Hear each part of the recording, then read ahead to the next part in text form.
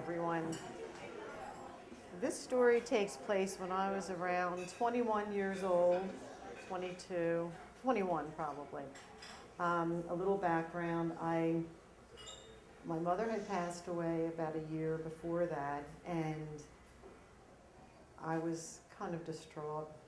The last of 5 children. My brother and I were the last 2 living in the home, and my oldest sibling decided that it was time to sell the home. So my brother and I were basically homeless, and I had been going to college, so I had to quit school, look for a place to live, and I had to get a full-time job.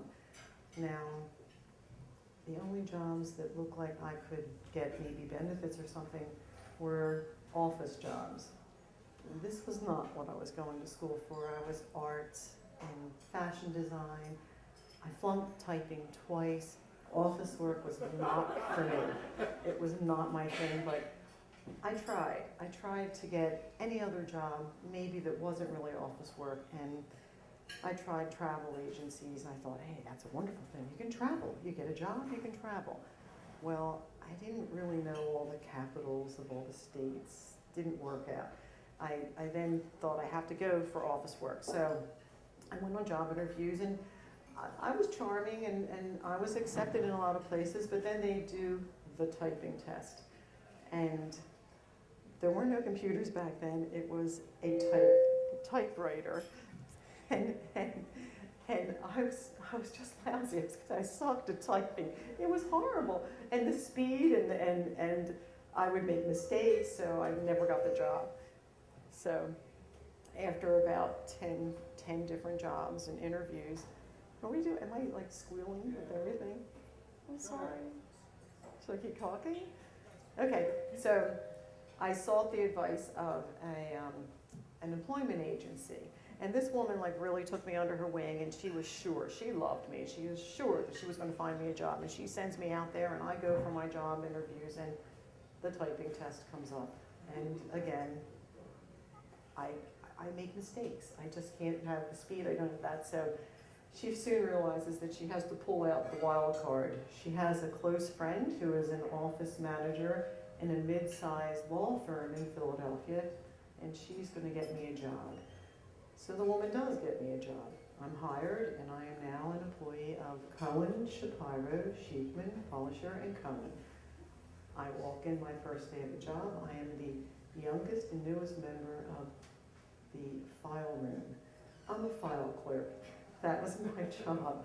And I walked in, and third to the file room manager, a woman probably in her 70s, who had been there for life, I'm pretty sure, and her assistant, a mid-aged spinster, who was waiting for the office manager to kick or retire so she could become the file room manager. And me, the kid, who couldn't stand 3 days in this cavernous room with nothing but files. So I quickly made my rounds in 2 different floors of the PSFS building in Philadelphia. It was a big, huge office building. And I would just go out, and I just made everyone aware that I could do anything but file.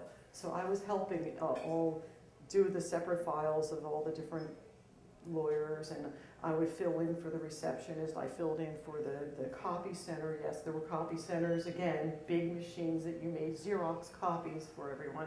I filled in for the receptionist, the operator, who had actually the little plug-in things.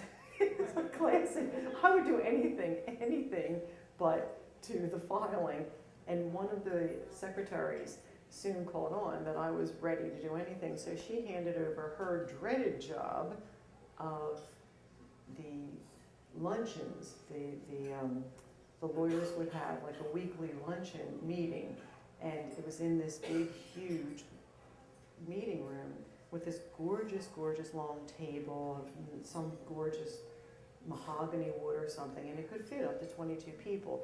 The weekly luncheons were usually about 6 or 10 people or something like that.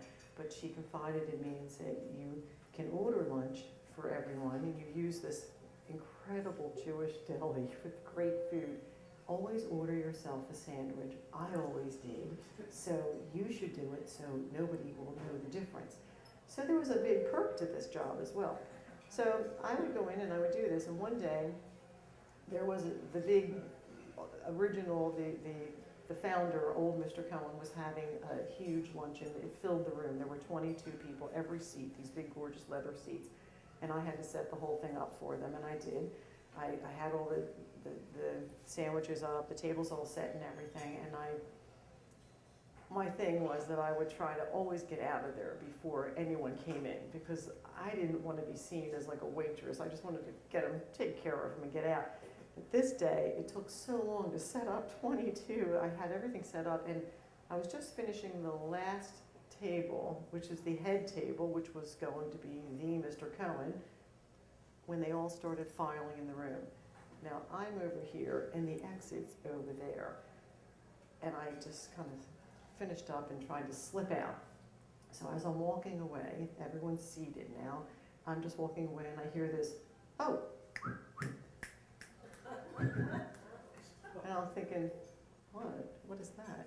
So I just kept walking towards that exit. I'm not looking back, I'm not turning around, I'm not doing anything. And I hear it again. Oh, oh, oh. And I thought, well, I don't answer to that, so I'm not turning around. And someone grabs my arm and says, Mr. Cohen wants you for something. And I thought, you gotta be kidding me. So I spun around, I looked at him, and I said, Mr. Cohen, my name is Nancy. And everybody's head just went down. And they all looked at each other, and he's like, oh, could you get me a ginger ale? And it's like, yes, I can, sir.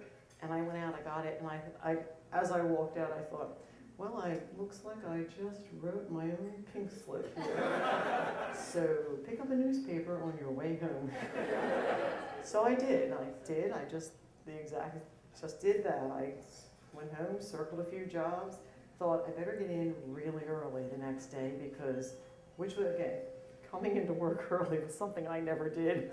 But I thought, I'm gonna come in early, grab that pink slip, get out before everyone knows, and they can talk about me when I'm gone. So next morning I come in, the receptionist wasn't even there. I walk through the glass doors, and it's a big carpeted hallway, and to the left would be my room. And as I'm walking towards the room, I see old Mr. Cohen coming towards me. It's like, there.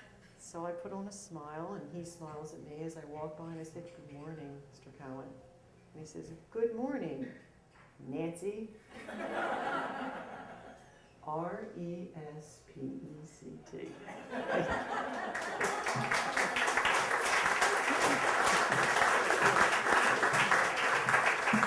Nancy.